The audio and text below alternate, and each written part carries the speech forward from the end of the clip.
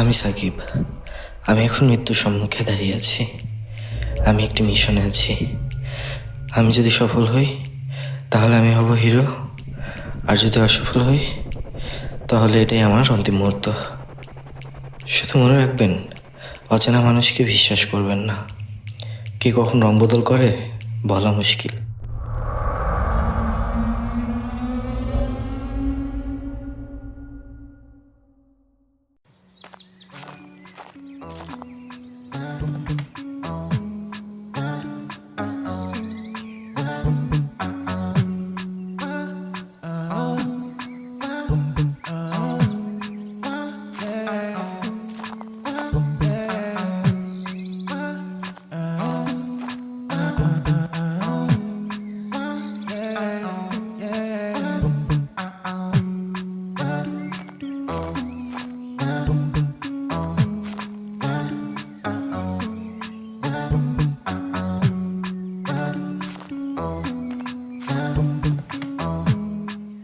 সালাম আলাইকুম।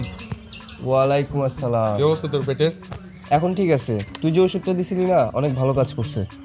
কিন্তু তুই যে ওষুধটা দিছিলি না, এটার অনেক সাইড এফেক্টস আছে। ব্যাস, কাজ করছিস নাকি? হ্যাঁ, কাজ করছে। ওকে, জান। আসসালামু আলাইকুম। ওয়ালাইকুম আসসালাম। কেমন হলো চাকরি? কেমন এবার? ভাইরে ভাই বলিস না, আরে বস বস। এই নিয়ে 20 বার চাকরি রিজেক্ট হলো, এবারও বুঝি চাকরিটা হবে না। 4 অর্ডার দিয়েছিস? মনে হয় সাকিব দিয়েছে। এটা নিয়ে আর ভাবা লাগে? তুই জানিস না কে চা অর্ডার দেয়? আমার সকল রিসার্চ বলে যে তোরা কখনো চা অর্ডার দিস না, শুধু এই মানব দরদি সাকিবই দেয়। আরে এত ভাব নিতে হবে না, দাঁড়া চাটা খাই। মামা চা হয়েছে?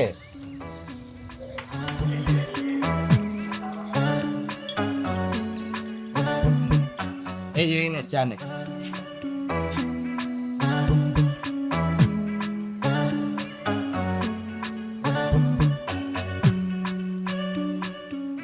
ভাব আমি নেই না জাহিদ নেই, শালা দিন দুপুরে অ্যাপ্রন পরে ঘুরে বেড়াস। আগে ডক্টরিটা শেষ কর। না মানে দেখতে কুল লাগে আর কি।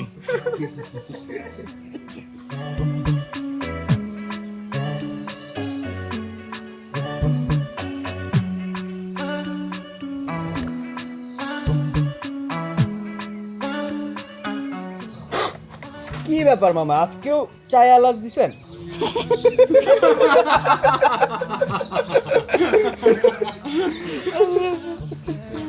এই তুই কি জানিস এলাচে অনেক গুণ আছে? এই থাম তো, আবার শুরু হয়ে গেছে। চল নদীর পাড়ে যাই, চল চল।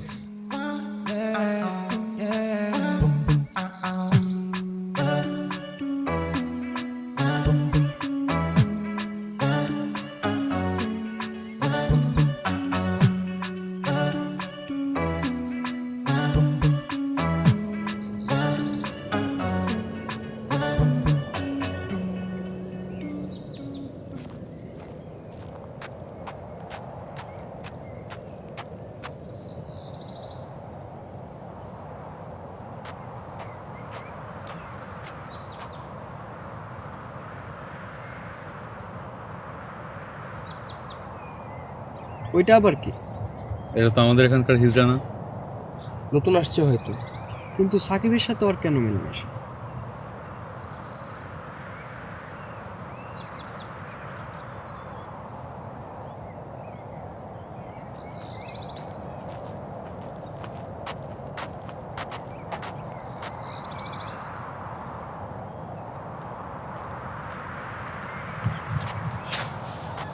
কিরে, ওটা কে?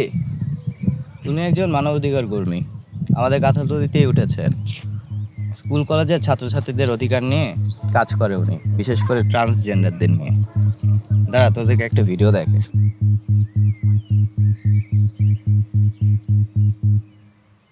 আমি শরীফা আক্তার, তবে এটা আমার নতুন নাম। আমার আগের নাম ছিল শরীফ আক্তার।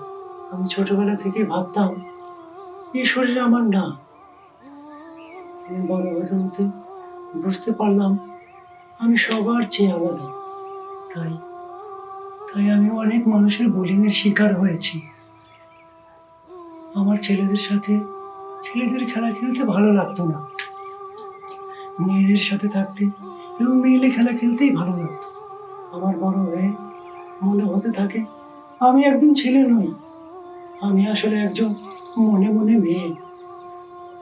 একটা সময় এসে আমার পরিবারকে আমার মনের কথা তুলে ধরি। তারা আমাকে লাঞ্ছিত করে তাড়িয়ে দেয়। আমি বড় একা হয়ে পড়ি এবং আমার নিজের জীবন শেষ করে দেওয়ার পরিকল্পনা করি। ঠিক ঠিক তখনই আমার একজন শুভাকাঙ্ক্ষীর মাধ্যমে সমতার সাথে পরিচয় হয়। এই সংগঠনে এসে আমি নিজেকে নতুন করে আবিষ্কার করি। তারপর থেকে সমতার হয়ে কাজ করি।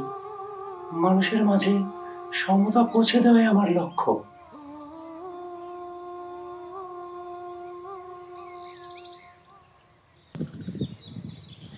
ভিডিওটা দেখার পর থেকে তার প্রতি আমার অনেক শ্রদ্ধা বেড়ে গিয়েছে। আরে জীবনে কত কষ্ট করেছে, আমরা আসলে হিজড়াদেরকে এখনো আপন করে নিতে পারি। কিন্তু ও তো হিজড়া না, ও তো ট্রান্সজেন্ডার। আরে হিজড়ার ইংলিশই তো ট্রান্সজেন্ডার। মোটেও না, হিজড়া মানে যারা শারীরিক ডিফেক্ট নিয়ে জন্মায়, না পুরোপুরি ছেলে না পুরোপুরি মেয়ে, ইংলিশে যাকে বলে ইন্টারসেক্স। হ্যাঁ, ও তো স্বীকার করলো ওর শারীরিক গঠন ছেলেদের মতো, কিন্তু ও মনে মনে ভাবে ও মেয়ে। ও তাহলে হিজড়া হয় কেমনে? মানুষটা জীবনে কত কষ্ট করেছে, তাকে আমাদের সহানুভূতি দেখানো উচিত। তা না তোরা কি শুরু করলি? তার মানে সে হিজড়া নয়? ট্রান্সজেন্ডার আর হিজড়া এক নয়?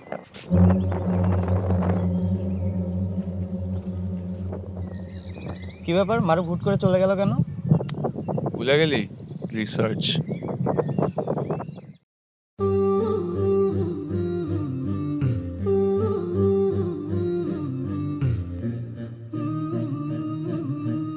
আমি মারুফ, আমি একজন রিসার্চার হতে চাই। সেজন্যই নতুন নতুন টপিক পেলে সেটা নিয়ে পাগলের মতো ঘাটাঘাটি করি।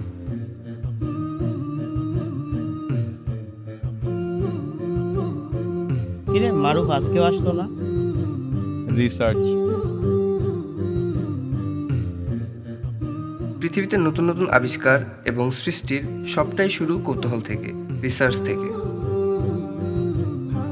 তাই সঠিকটা জানতে হলে একটু গবেষণা করতে হবে।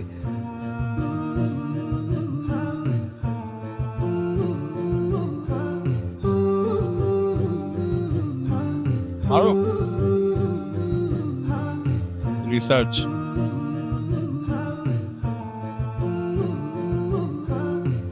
কখন কিভাবে আমাদের ভুল বুঝিয়ে ধ্বংসের দিকে ঠেলে দিচ্ছে অসৎ লোকের দল, তা উপলব্ধি করতে হবে।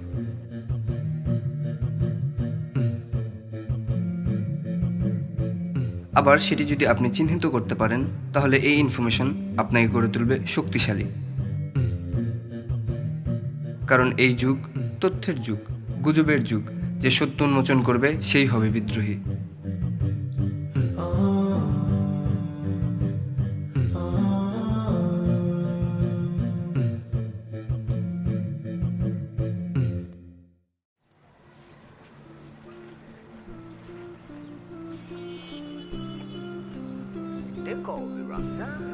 শুরু কর। শোন, ট্রান্সজেন্ডাররা কিন্তু আসলে হিজড়া না। যারা জন্মগতভাবে পুরোপুরি নারীও না, আবার পুরুষও না, তাদের আমরা সাধারণত থার্ড জেন্ডার অথবা তৃতীয় লিঙ্গ বলে থাকি। তো সেদিন তো আমি সেটাই বলছিলাম, এই তোমার এতদিনের রিসার্চ। এতই যখন জানিস বলতো ট্রান্সজেন্ডার কখন হয়? যারা ছেলে হয় মেয়েদের মতো চলে আর যারা মেয়ে হয় ছেলেদের মতো চলে তারাই ট্রান্সজেন্ডার। কারণ একটা ছেলে কখনো মেয়ে হইতে পারবে না, আর একটা মেয়ে কখনো ছেলে হইতে পারবে না। একদমই বেমানান জিনিস। তোর কথা আসলে কিছুটা ঠিক। যারা ছেলে হয়ে মেয়েদের মতো আবার মেয়ে হয়ে ছেলেদের মতো সাজতে পছন্দ করে, তাদের আমরা ইংলিশে না ক্রস ড্রেসার বলি। তারা আসলে না অপোজিট জেন্ডারের সাথে সাজতে পছন্দ করে। ইস, মানুষের কি রুচি রে, ভাবলেই তো বমি আসে। বমি আসাটাই স্বাভাবিক না? এটা তো নর্মাল না। এখন আসি ট্রান্সজেন্ডার কি। ট্রান্সজেন্ডার হচ্ছে তারা যারা মনে মনে বিশ্বাস করে শরীর এক জেন্ডার হলেও মনে মনে তারা অপোজিট জেন্ডার। তাই তারা ক্রস ড্রেসিংও করে থাকে। আবার ছেলে থেকে মেয়ে হওয়ার জন্য, মেয়ে থেকে ছেলে হওয়ার জন্য তারা সার্জারিও করে, যদিও সেটা পুরোপুরি পসিবল হয় না। তবে ট্রান্সজেন্ডার হওয়ার জন্য না সার্জারি করাটা আসলে কোনো শর্ত না। এরা আসলে মানসিক রোগী অথবা ধান্দাবাজ অথবা এরা সমগামী। শুধু মনে করলে যদি দাবি করা যায় তাহলে তো বিষয়টা সাংঘাতিক। তাহলে মারুফ, তুই কি বলতে চাচ্ছিস ওরা মানসিক রোগী? তাই যদি হয় তাহলে আমরা ওদেরকে ওদের মতো থাকতে দিই, ওরা তো কারো ক্ষতি করছে না। একটু গভীরভাবে চিন্তা করলে বুঝতে পারবি আসলে কোনো ক্ষতি হচ্ছে কি হচ্ছে না। বলতো সাকিব, তুই কি আসলে প্রকৃত হিজড়াদের ভালো চাস? অবশ্যই, এটা কি কোনো কথা? আমি কেন প্রশ্ন করলাম, এটা তোকে বুঝতে হলে আসলে বুঝতে হবে হিজড়া আসলে কি। এই এক কথা তুই কয়বার বলবি? হিজড়া, ট্রান্সজেন্ডার, ইন্টারসেক্স। আরে এইখানেই তো প্যাচ।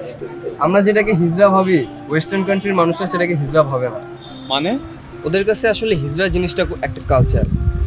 ট্রান্সজেন্ডার, আন্তলিঙ্গ, সমগামী, তুই আমি সবাই হিজড়া হইতে পারবো যদি আমরা ওদের গুরুকে ফলো করি। কিন্তু আসলে ওরা হিজড়া জিনিসটাকে কোনো জন্য প্রতিবন্ধীভাবে দেখে না। বলিস কি? তা হতে পারে, ওদের দেশে তো এগুলো নর্মাল অ্যান্ড অ্যাকসেপ্টেড। গ্রুপে একটা লিংক দিছি, দেখ। এটা বাংলাদেশের উপর করা একটা রিসার্চ পেপার থেকে।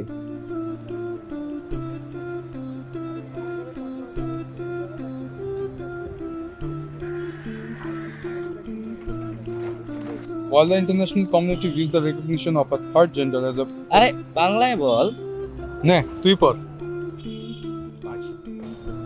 যদিও আন্তর্জাতিক সম্প্রদায় তৃতীয় লিঙ্গের স্বীকৃতিকে মুসলিম সংখ্যাগরিষ্ঠ বাংলাদেশের যৌন অধিকার প্রাপ্তির ক্ষেত্রে একটি প্রগতিশীল সামাজিক আইনগত অগ্রগতি হিসেবে দেখে, স্থানীয়ভাবে হিজড়াদেরকে অনুপস্থিত বা অস্পষ্ট যৌনাঙ্গের অধিকারী হিসেবে জন্মগ্রহণকারী বিশেষ গোষ্ঠী হিসেবে বোঝানো হয়ে থাকে। বুঝলি এবার? সবই বুঝলাম, কিন্তু প্রকৃত হিজড়াদের ভালো চাওয়ার সাথে এটার কি সম্পর্ক? ফোন দেখ, এবার নিজেই বুঝবি।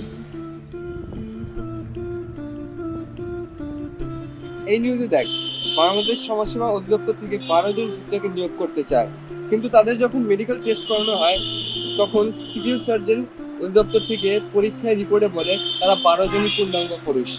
পরে এই নিয়োগ প্রক্রিয়াটা স্থগিত করা হয়। তার মানে তুই বলতে চাচ্ছিস? হ্যাঁ, আমি সেটাই বলতে চাচ্ছি। আসল হিজড়ারা বঞ্চিত হবে অনেক সুযোগ সুবিধা থেকে যদি আমরা ট্রান্সজেন্ডারদের হিজড়া ভাবে বসি। এই জন্য আমাদের ট্রান্সজেন্ডারদের বিরুদ্ধে অবস্থান করতে হবে। আসল হিজড়া শনাক্ত করার একমাত্র ওয়ে হচ্ছে মেডিকেল টেস্ট। হিজড়া ট্রান্সজেন্ডার নিয়ে যে এত এত সেমিনার দেখি এনজিওগুলোর, এগুলো তো মানুষকে বিভ্রান্ত করছে। বিদেশ থেকেও ফান্ডিং দেয় এগুলো বাংলাদেশে স্বাভাবিক করার জন্য। তা বুঝলাম, কিন্তু এখানে যৌন অধিকার কি? বিকৃত যৌনতার অধিকার, যেমন সমগামিতা। অনেকে যারা ট্রান্সজেন্ডার বলে নিজেকে দাবি করে, এরা তো আসলে সমগামী। ওদের তো জেলে দেওয়া উচিত। ওরা এগুলা প্রচার করে আবার নিজেরাও করে বেড়ায়। নিরীহ মানুষদের এমনি এমনি জেলে ভরে দিবি, এটা কোনো কথা? আমরা স্বাধীন দেশে বাস করি, আমাদের সকলের বাক স্বাধীনতা আছে। কিন্তু স্বাধীন দেশেও আইন আছে। তুই কি জানিস আমাদের বাংলাদেশের 377 ধারায় সমগামিতা অবৈধ, আর এসব অবৈধ জিনিস প্রচার করা অবৈধ। এটা আমাদের ধর্ম এবং কালচারের টোটালি এগেনস্টে। সমাজে কি পরিমাণ বিশৃঙ্খলা তৈরি হবে এটার জন্য, বুঝতেছিস? মানুষের অনুভূতির কি কোনো দাম নেই? ওরা কি এগুলো ইচ্ছে করে করছে? এই আধুনিক যুগে তোদের মানুষের প্রতি কোনো দয়া নেই? ইউরোপ আমেরিকায় মানুষজন কত ভালো আছে, দেখ। এই সাকিব, আরে সাকিব, কই যাস? এই সাকিব। কানাডার লক্ষ লক্ষ বাবা মা রাস্তায় নেমে মার্চ করছে এসবের বিরুদ্ধে। ছোট ছোট বাচ্চাদের বই পুস্তকে এসব ঢুকিয়ে দিয়েছে। কেউ বিরোধিতা করলে তাকে জেলে ভরে রাখছে ইউরোপে। আমাদেরও হয়তো এসবই হতে চলেছে। ডাল মে কুছ কালা হ্যায়। থাক, বাসায় যাই, আর ভালো লাগতেছে না। চল আমিও যাবো। চল। তুই যাবি না? না, আমি একটু পরে যাব।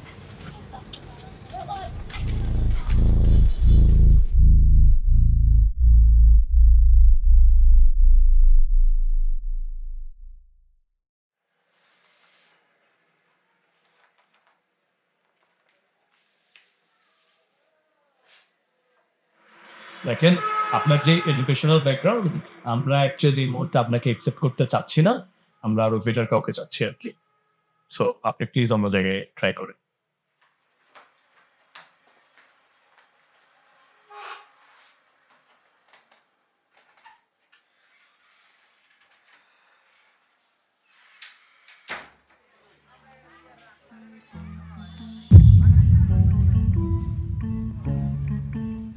মানে আমাদের কাছে কাজই মনে হয় না। আমরা ঘোরাঘুরি করি, এক শহর থেকে আরেক শহরে যাই এবং নতুন নতুন মানুষের সাথে পরিচিত হই। তারপর আমাদের বাণী তাদের কাছে পৌঁছে দেওয়াই আমাদের কাজ। কি লাইফ! আপু, আমিও তোমার সংগঠনে না যোগ দিতে চাই। আপু, আমিও। আরে সবে তো আসলাম মাত্র, একটু পরিচিত হই, মেলামেশা করি। তোমরা আমাকে চেনো, জানো, তারপর 1 মাস পর নিয়োগ বিজ্ঞপ্তি দেবে, তোমরা সেখানে অ্যাপ্লাই করবে, কেমন? আর বাদ বাকিটা আমি সামলে নেব, নো টেনশন। আপু, তুমি যে এত কষ্ট করে এত দূর এসেছো, তোমাকে দেখে আমি অনেক ইন্সপায়ার্ড হই। আমিও আপু, আমরা তোমাকে ফুল সমর্থন করি। হিজড়াদের সব সুযোগ দিতেই হবে। হ্যাঁ আপু, ট্রান্সজেন্ডারের উপরে মানুষ শুধু শুধু জুলুম করে। আপনি অনেক ভালো আপু। শুনে খুশি হলাম। আচ্ছা, তোমাদের মেয়েদের হোস্টেলে কি রুম ফাঁকা আছে? আমাকে সেখানে ওঠার ব্যবস্থা করে দাও না প্লিজ, একটু ব্যবস্থা করে দাও। কি যে বলেন আপু, আপনি এভাবে বলবেন না। হ্যাঁ আপু, আপনি তো আমাদেরই বড় বোন। শুনে ভালো লাগলো। আপাতত আমি কাঁঠালতলিতে একটা রুমের ছাদে বাসা ভাড়া করে নিয়ে আছি, কিন্তু সেখানে ছেলেরা গিজগিজ করে, আমার একদম ভালো লাগে না। ও আপু, ওই জায়গাটা ভালো না। টেনশন করবেন না আপু, আমরা বাড়িওয়ালার সাথে কথা বলে আপনাকে সেই রুমটা পাইয়ে দেওয়ার ব্যবস্থা করব। জি আপু, আমাদের উপরে ছেড়ে দেন। আমার কি যে আনন্দ লাগছে সেটা তোমাদেরকে আমি বোঝাতে পারবো না, তোমরা কত ভালো। আচ্ছা চলো, তোমাদেরকে আমি ফুচকা খাওয়াই।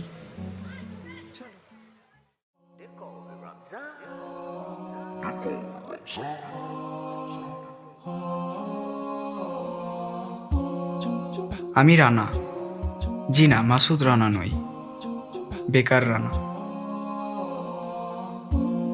কোনো চাকরি হচ্ছে না আমার।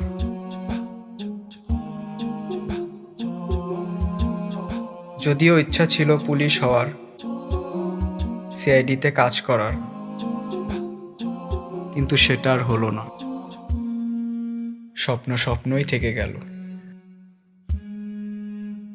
কিন্তু বেকার হলে পৃথিবীটাকে নতুনভাবে চেনা যায়,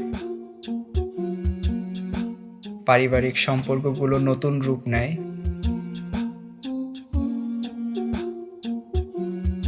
বন্ধু কিছু রয়ে যায় আর কিছু চলে যায়।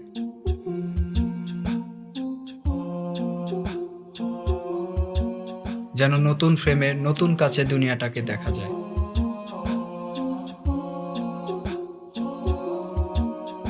তাই আমি ভালো করেই জানি নাথিং ইজ ফ্রি। তুমি কি খাবে? আপু, আমার জন্য একটা পাস্তা। ও পাস্তা। আর তুমি? আপু, আমি ফ্রাইড রাইস নিব।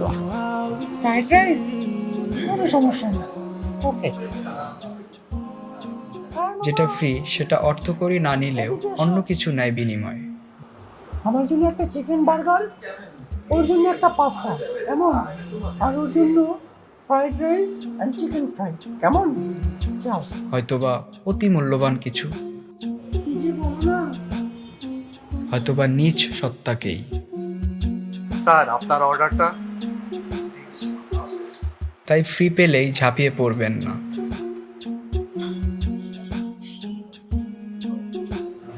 আমাকে একটা কফি দাও। হতে পারে মরণ খাদে পড়ে যাবেন।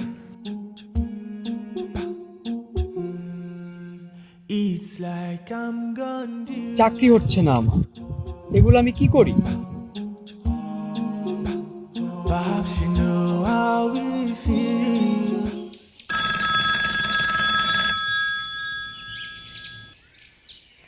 হ্যালো। আসসালামু আলাইকুম। ওয়ালাইকুম আসসালাম। কেরে, ইন্টারভিউ কেমন হলো? এবার পাবি তো? মনে হয় না রে, আমার আর এগুলা ভালো লাগছে না। আরে টেনশন করিস না, আয় টঙে আয়, চা খাই।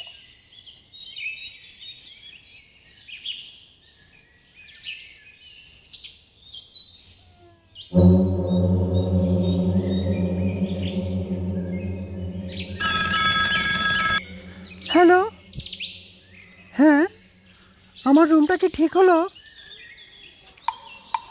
কিন্তু তোমরা যে বললে কোনো সমস্যা হবে না।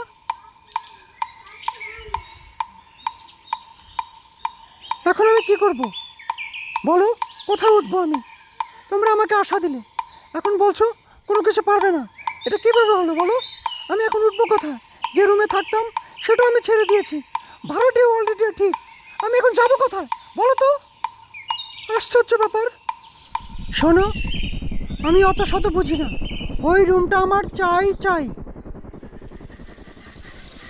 মানে কি? যত টাকা লাগে আমি দিব। আমাকে পেয়েছোটা কি তোমরা? হ্যাঁ, ওই রুমটা ঠিক না করে আমাকে ফোন দিবে না। রাখো।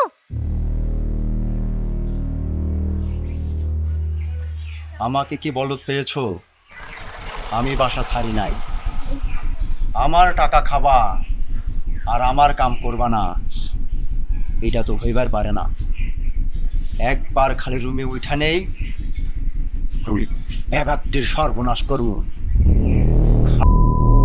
দল আমার লগে খেলো।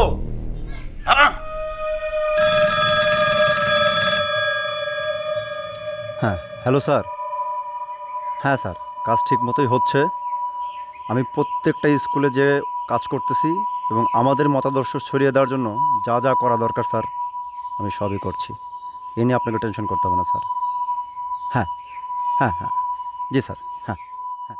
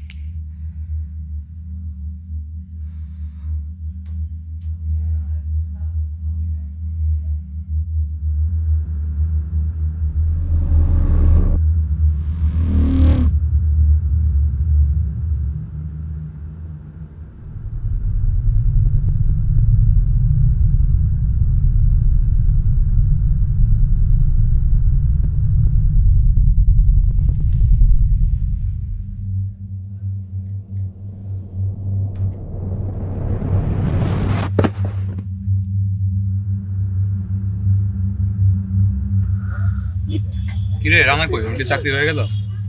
আরে না, আমার সাথে তো অনেকক্ষণ আগে কথা হয়েছে, এখনো আসলো না কেন? সাকিব কই? সাকিবের সাথে একটু আগে কথা হয়েছিল, ও আসছে। আচ্ছা আচ্ছা।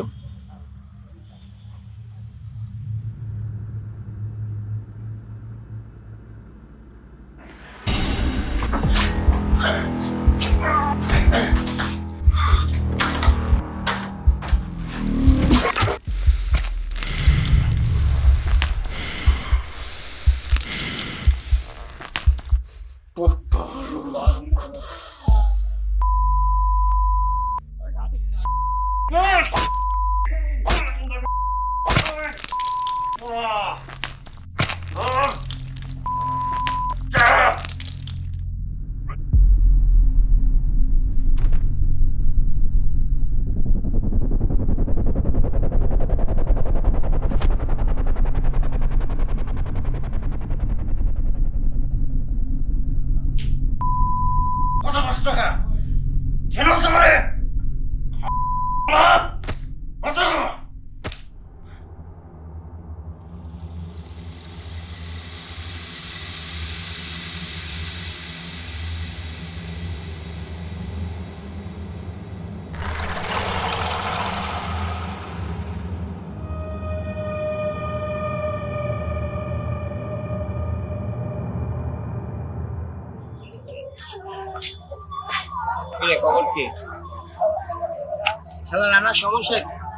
বুঝলাম যে চাকরি হয়নি, এটা আমার নতুন কি?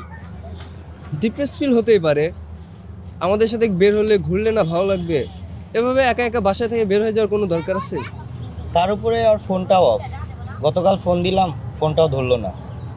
পরিবার থেকে চাপ, সেটা তো আমরাও বুঝি। ওর ছোট ভাই শিশিরকে নাকি মেসেজ পাঠিয়েছে যে ওর নাকি ভালো লাগে না, তাই আর বাসায় ফিরবে না। আচ্ছা, রানার কিছু হলো না তো? ডিপ্রেশনে আবার সুইসাইড করে ফেলবে না তো? দূর, চিরকালের মতো জাহান্নাম কেনার মতো বোকাও এসব আজে বাজে কথা বলে একবার বক্সিং নাক ফেলে দিব। আচ্ছা, সরি। আরে দেখ, নদীর পাড়ে কোথাও হয়তো ফুপা কান্না করতেছে। আরে যাই বলি না কেন, ছেলেটা কিন্তু অনেক ভালো। না, এটা অস্বীকার করার কোনো উপায় নেই। ছোটবেলা থেকে যখনই কোনো সমস্যায় পড়ছি ও দৌড়ে আসছে। আমি ওর জন্য মন থেকে দোয়া করি সবসময়। আসলে আমার ওই দিন ওর উপরে চিল্লানো উচিত হয়নি। চল আমরা গিয়ে ওকে খুঁজি। হ্যাঁ চল। হ্যাঁ চল। হ্যাঁ শিশির, কি?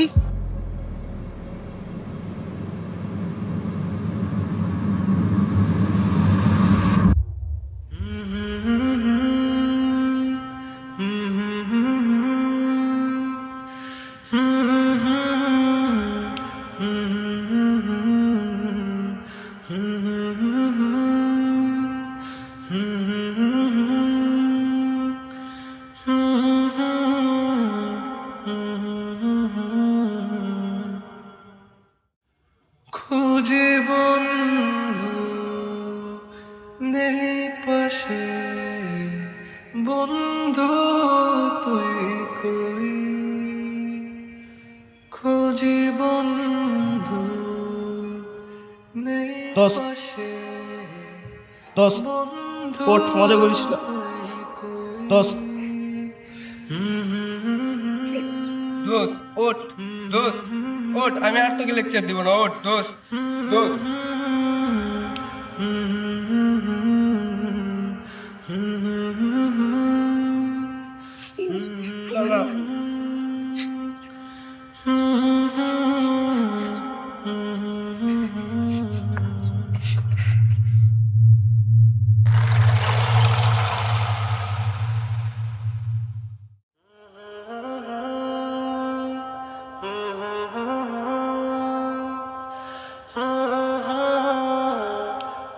রানাকে অনেক মিস করব। আমার এখনো বিশ্বাস হচ্ছে না যে রানা আমাদের মাঝে নেই। মৃত্যু জিনিসটা এমনই রে, আমাদের সবাইকে একদিন চলে যেতে হবে। কিন্তু কিন্তু কি? আমি মেনে নিতে পারছি না যে রানা আত্মহত্যা করতে পারে। আমি বিশ্বাস করি না যে রানা আত্মহত্যা করেছে। এটা মেনে নেওয়া ছাড়া তার কোনো উপায় নেই। আমাদের বন্ধু তো আর আমাদের মাঝে নেই। না, রানা আত্মহত্যা করেনি। মানে এটাই যে রানা আত্মহত্যা করেনি, ওকে খুন করা হয়েছে। তুই এত নিশ্চিত কিভাবে?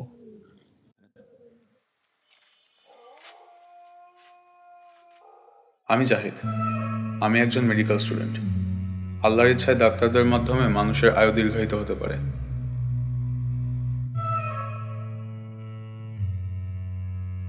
কিন্তু মৃত মানুষ কখনো পুনরায় জীবিত হয় না।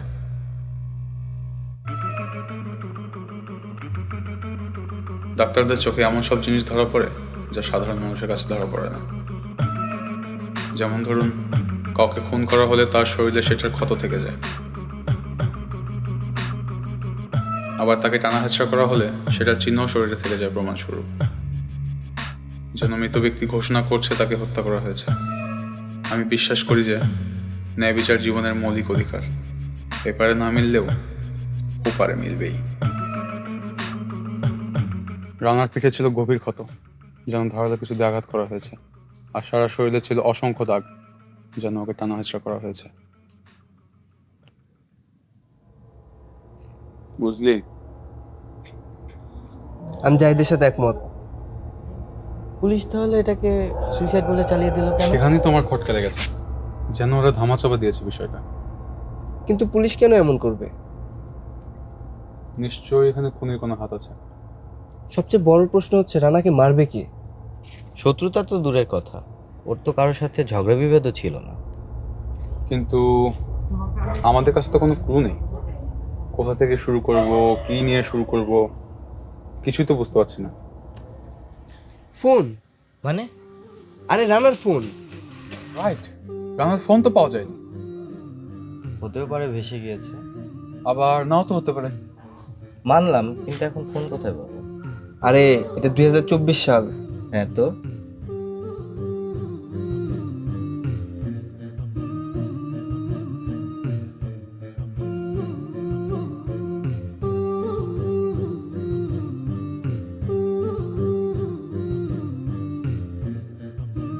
এই যে ভাইয়ার ল্যাপটপ। আরে এটা তো পাসওয়ার্ড আছে, তোর পাসওয়ার্ড জানিস? আমি কিভাবে জানবো? আমি কি বলবো? তুমি জানো? না।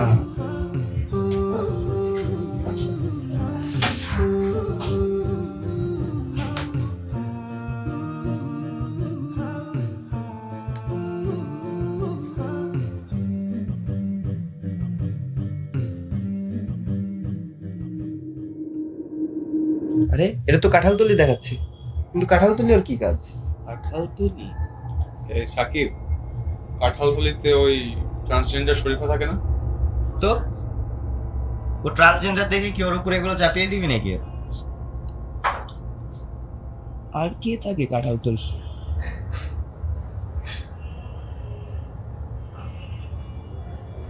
আচ্ছা, তোমাদের কি কাঁঠালতলিতে কোনো আত্মীয় স্বজন আছে? না তো ভাইয়া। সাকিব, তাহলে মানলাম রানা কাঁঠালতলিতে গিয়েছিল, কিন্তু এতে তো প্রমাণিত হচ্ছে না যে শরীফাই রানাকে খুন করেছে। আচ্ছা, ধরে নিলাম ও কিছু করেনি, তাতে আমরা যে কথা বলতে সমস্যা কি?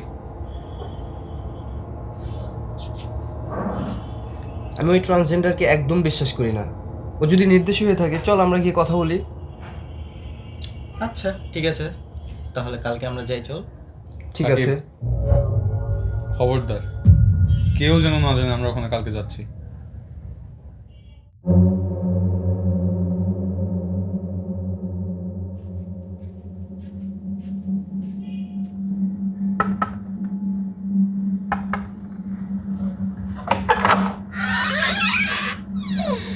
ভালো আছেন? হ্যাঁ, কিন্তু তুমি এত রাতে? আপনার সাথে কিছু ইম্পর্টেন্ট কথা ছিল। আচ্ছা ঠিক আছে, ভেতরে এসো।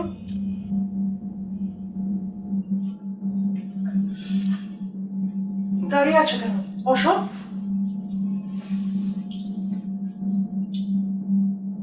ও হ্যাঁ, কি জানি ইম্পর্টেন্ট কথা বলবে, বলো। শুনেছেন তো একটা ছেলে মারা গিয়েছে, আমার বন্ধু রানা। হ্যাঁ শুনেছি, আত্মহত্যা করলো যে। আমরা সকলে ধারণা করছি ওকে হত্যা করা হয়েছে, আর আমার বন্ধুরা আপনাকেই সন্দেহ করছে। কি? আমাকে সন্দেহ করছে কেন? আমরা ওর ফোন ট্রেস করে আপনার লোকেশনটাই লাস্ট পেয়েছিলাম, তাই সকলে ধারণা করছে হত্যাটা আপনিই করেছেন। আমি কেন করব বলো? আমারও সেটাই কথা, আপনি ট্রান্সজেন্ডার দেখে শুধু শুধু আপনার উপরই সন্দেহটা করছে। তাই তো, আমি তো কখনো কারো কোনো ক্ষতি করিনি। আসলে আমার বন্ধু অনেক ডিপ্রেস ছিল, চাকরি হচ্ছিল না, প্রায় 20টার উপরে ইন্টারভিউ দিয়েছিল। ও হ্যাঁ, ও তো আমার কাছে চাকরির জন্যই এসেছিল। শুধু শুধু আপনাকে সন্দেহ করছে, চাকরির জন্য তো আপনার কাছে আসতেই পারে। আমার বন্ধুরা আমাকে নিয়ে আপনাকে জিজ্ঞাসাবাদ করতে আসবে, কিছু মনে করবেন প্লিজ। হ্যাঁ সমস্যা নেই, এসো। ট্রান্সজেন্ডারতে আসলে কেউ বুঝতে চায় না, জানেন আমার বন্ধুরা কিন্তু অনেক ভালো, কিন্তু কেন যেন ওরা আপনাকে মেনে নিতে পারছে না। হ্যাঁ বুঝতে পেরেছি, এটাই আসলে হয়। ট্রান্সজেন্ডার থেকে মানুষজন মিথ্যা অপবাদ দেয়, গুলি করে, সন্দেহ করে, তাদেরকে অনেক কষ্ট করতে হয়। এটা ভাবলেই আমার অনেক খারাপ লাগে। এটা শুনে যে আমার কি ভালো লাগলো জানো, এই তোমাদের মতো ছেলেরা আছে দেখেই আমরা বেঁচে আছি। তাছাড়া আমাদেরকে সবাই অন্য চোখে দেখে, অবজ্ঞা করে, অবহেলা করে। তোমরা আছো দেখেই আমার মতো সমতলে টিকে আছে। আজকে তাহলে আমি আসি। এসো।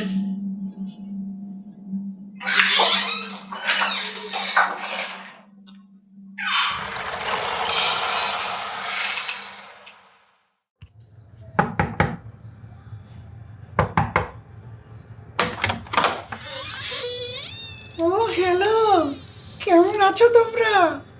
এসো, ভেতরে এসো।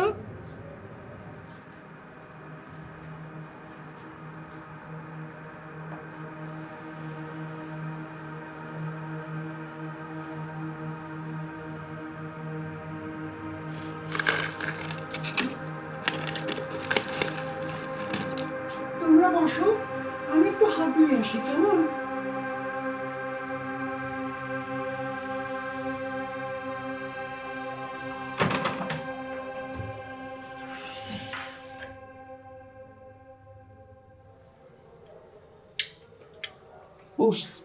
তোমাদের জন্য নাস্তা দিব। তোমরা আসবে আগে বললে ভালো হতো। তবুও চা বিস্কুট দেই। কি বলছো, লজ্জা পাচ্ছ কেন? আমি তো তোমাদের বোনের মতোই। রানাকে চেনেন? রানা? ও হ্যাঁ, তোমাদের বন্ধু রানা না? হ্যাঁ। ও মারা গেছে শুনে খুব খারাপ লাগলো। হ্যাঁ, ও আমাদের অনেক কাছের বন্ধু ছিল। ও মারা যাওয়ার আগের দিন কি আপনার কাছে আসছিল? হ্যাঁ, এসেছিল তো। কেন এসেছিল? হ্যাঁ, ওর সাথে আমার রাস্তায় দেখা হয়েছিল। তারপরে বাসায় এলাম। ওর কিছু প্রশ্ন ছিল। কেমন? ও বলল চাকরি বাকরির কোনো খোঁজ আছে কিনা, বা আমার সংগঠন ওর খোঁজ খবর নিচ্ছে কিনা, এই আর কি। তো রানাকে কি বললেন? ও, আমি এলাকায় নতুন তো, তাই আমার সংগঠন নিচ্ছে কিনা এই ব্যাপারে আমার সাথে কন্টাক্ট রাখতে বললাম, এই আর কি। তো কতক্ষণ ছিল আপনার এখানে? এই ধরো 20-30 মিনিট। এটুকুর জন্য 20-30 মিনিট সময় লেগে গেল? একটু নাস্তা পানি ও গল্প করলাম তো, তাই। ছেলেটা খুব ভালো ছিল জানো। ও আত্মহত্যা করবে এটা আমি কিছুতেই মেনে নিতে পারছি না। কিন্তু তোমরা আমাকে এত প্রশ্ন করছো কেন?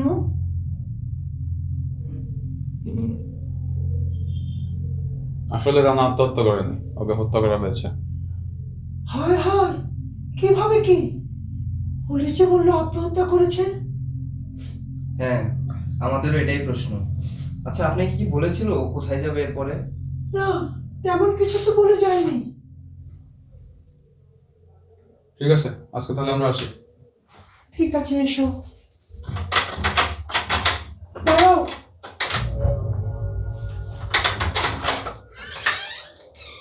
যাও। এই শোনো, কোনো কিছু লাগলে বলবে, কেমন? আমি তো তোমাদের বড় বোনের মতোই। লাগলে বলবে কিন্তু, সংকোচ করবে না, কেমন?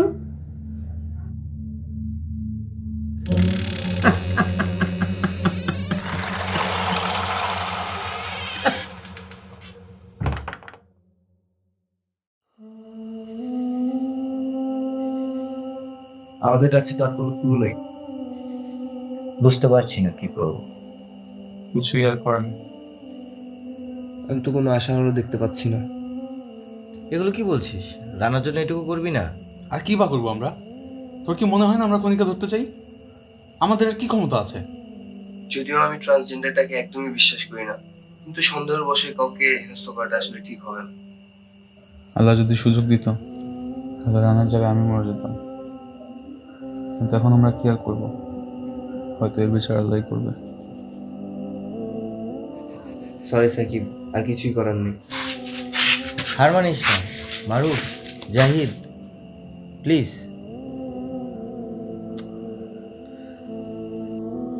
হ্যাঁ, একটা ইমেল আসছে, আমি চাই আপনার দেখেন এটা। Dear Rana, you have been selected for a job vacancy.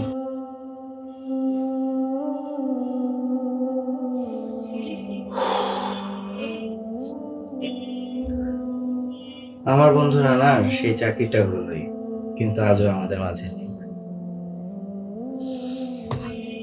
ভাইয়া তাহলে আমি আসি।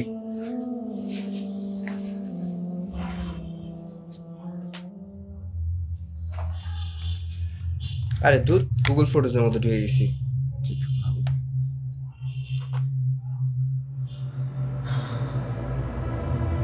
জাহিদ, সাকিব,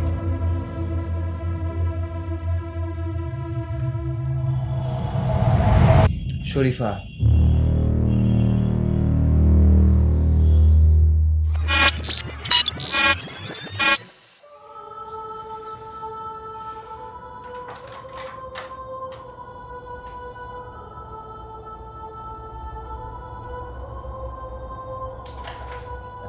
লোকে আমাকে শরীফা আক্তার বলে।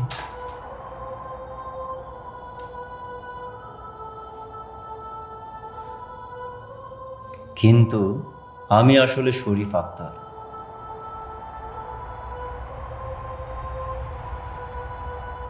আমার আসলে মেয়েদের শরীর অনেক ভালো লাগে।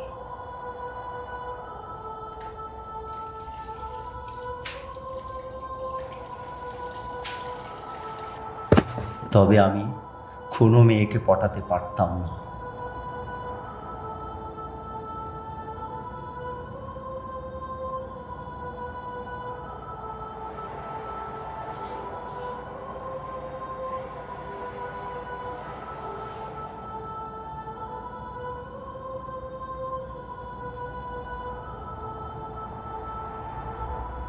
আমার বন্ধুরা মেয়েদেরকে পটিয়ে ফ্ল্যাটে নিয়ে যেত, আর আমি হতাম হাসি ঠাট্টার পাত্র।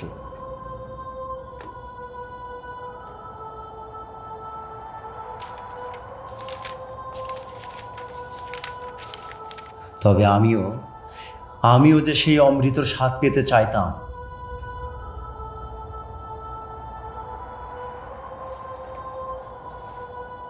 তাই আমি ঠিক করি, আমি মেয়েদের শরীর ভোগ করবই করব, সেটা যেভাবেই হোক।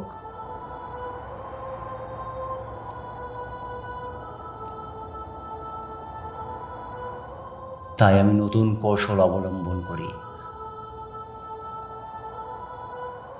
উপলব্ধি করি যে মেয়ে সাজলে মেয়েদের সাথে খুব সহজেই মেশা যায়।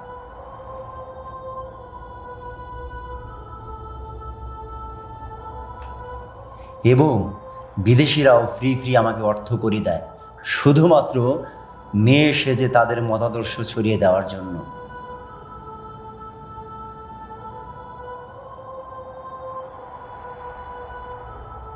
এই করে আমার কামনা বাসনা সম্পন্ন করি।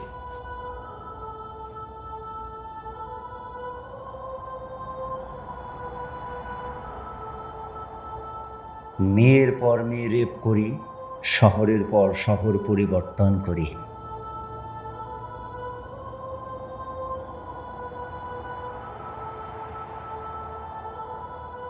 এবং ধরা পড়লেও যারা আমাকে টাকা দেয় তারাই আমাকে ছাড়িয়ে আনে।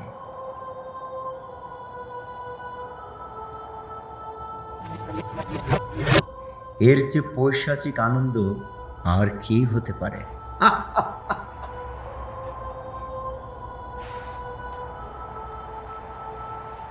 কাউকে আমি সেটা নষ্ট করতে দিব না।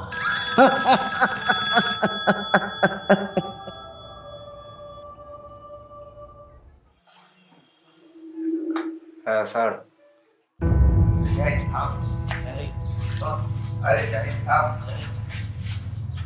থাম, তুই কি করতে চাচ্ছিস? আমি ওই ট্রান্সজেন্ডারের কল মেরে ফেলতে যাচ্ছি। আমার এক বন্ধু মারা গেছে, এক বন্ধু জেলে যাবে।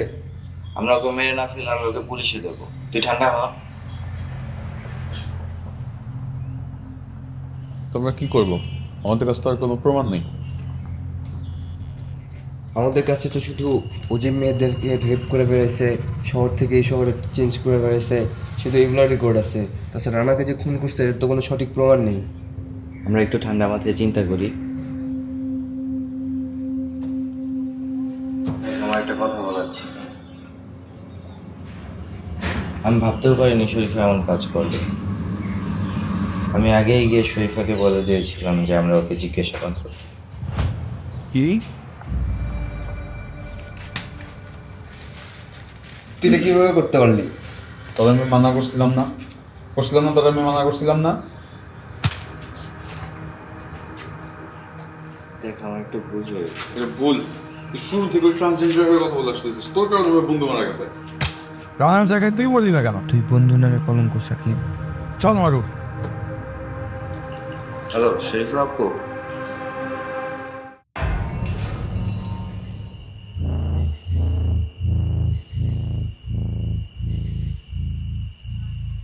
এই সাকিব, সাকিব,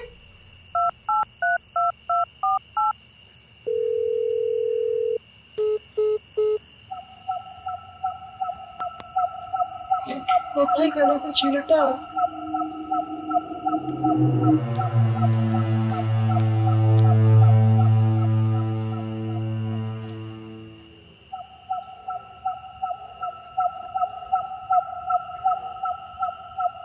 ও সাকিব, সাকিব, তুমি আমাকে কেন ডাকছো?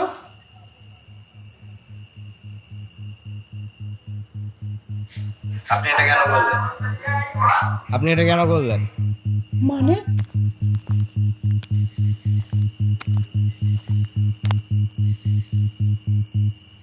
আপনি রানাকে কেন খুন করলেন? কি বলছো এসব? আমার সামনে অভিনয় করবি না। রানাকে কেন খুন করেছিস? আমি কেন ওকে খুন করতে যাব? আমি জানি তুই রানাকে খুন করেছিস, আমার কাছে প্রমাণও আছে। তুমি কি আমার সাথে মজা করছো? দেখো সাকিব, এগুলো করো না। তোর ব্যাপারে আমি সব কিছুই জানি। সাকিব, এই দেখ,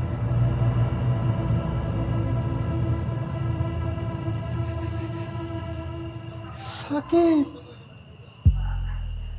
আমি তোকে মারতে চাইনি রে সাকিব, কিন্তু তোকে মরতেই হবে, তার বাচ্চা।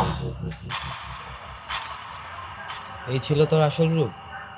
যখন তোর কেউ পক্ষে ছিল না, আমি তোর পক্ষে ছিলাম, আর তুই কিনা আমারই বন্ধুকে মেরে ফেললি। কোনো উপায় ছিল না রে, রানা আমার সব কিছু জেনে গিয়েছিল। কি করব বল, তুইও আমার সব কিছু জেনে গেছিস, ওকেও মরতে হবে। তোকে আমি বিশ্বাস করতে চেয়েছিলাম, কিন্তু তোরা বিশ্বাসের যোগ্য না। আমার বন্ধুকে মেরে ফেলেছিস, আজকে আবার আমাকেও মারতে চাস। আজকে তুই জেলে যাবি।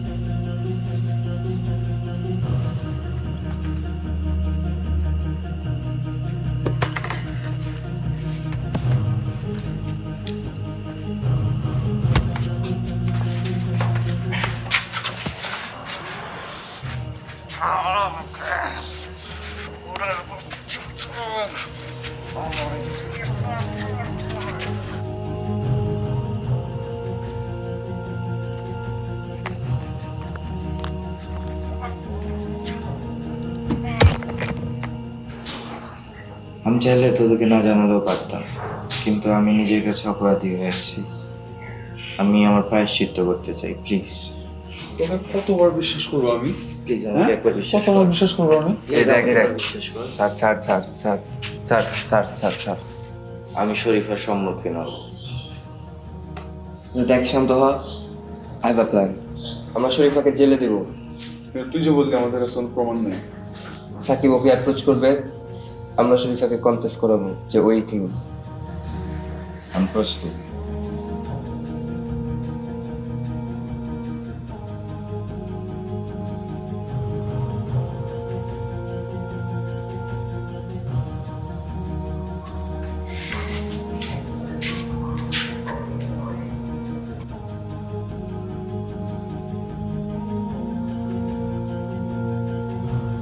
Hello police. খুঁজে বন্ধু নেই পাশে, বন্ধু তুই কই, খুঁজি বন্ধু নেই পাশে, বন্ধু তুই কই।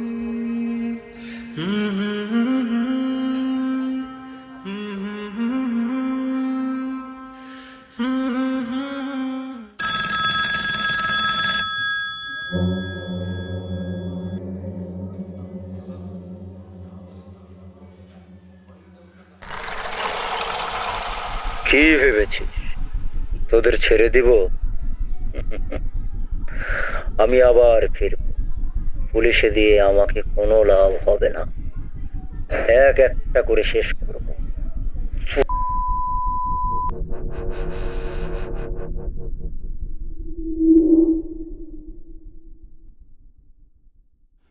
খুঁজে বন্ধু নেই পাশে, বন্ধু তুই কই,